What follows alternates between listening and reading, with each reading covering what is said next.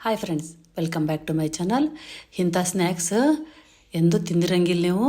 ಹೆಲ್ದಿನೂ ಇರ್ತೈತಿ ಮತ್ತು ಮನೆಯೊಳಗನ ಮಾಡ್ಬೋದು. ನಾವು ಪಂಚಮಿ ಒಳಗಿಂದ ಅಳ್ಳು ಉಳಿದಿರ್ತಾವಲ್ಲ, ಜೋಳದ ಅಳ್ಳು, ಅದರಲ್ಲೇನ ನಾನು ಮಸಾಲ ಪಾಪ್ಕಾರ್ನ್ ಮಾಡ್ಕೊಳಕತ್ತೀನಿ.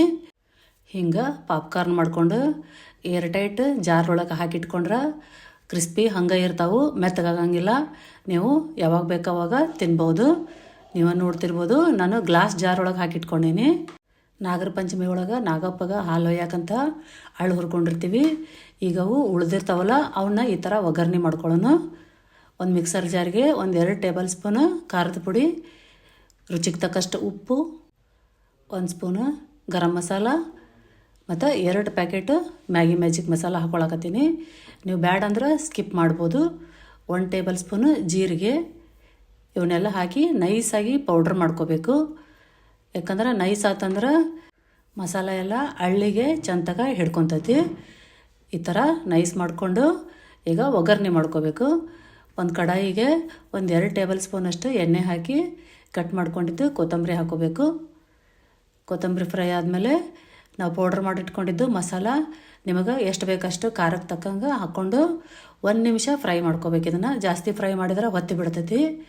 1 ನಿಮಿಷ ಆದಮೇಲೆ ಗ್ಯಾಸ್ ಆಫ್ ಮಾಡ್ಕೊಂಬಿಡ್ಬೇಕು. ನೀವು ಆಮ್ಚೂರು ಪೌಡ್ರು ಹಾಕೋಬೋದು ಮ್ಯಾಗಿ ಮ್ಯಾಜಿಕ್ ಮಸಾಲ ಬದಲಿಗೆ. ಈಗ ಇದನ್ನು ಎಲ್ಲ ಚಂದಾಗ ಮಿಕ್ಸ್ ಮಾಡಿಕೊಂಡು ಇವು ಅಳ್ಳು ಹಾಕ್ಕೋಬೇಕು. ಇವು ಜೋಳದ ಹಳ್ಳಿನ ಜೋಳದಲ್ಲೇ ಅಳ್ಳು ಮಾಡ್ಕೊಂಡಿರ್ತೀವಿ.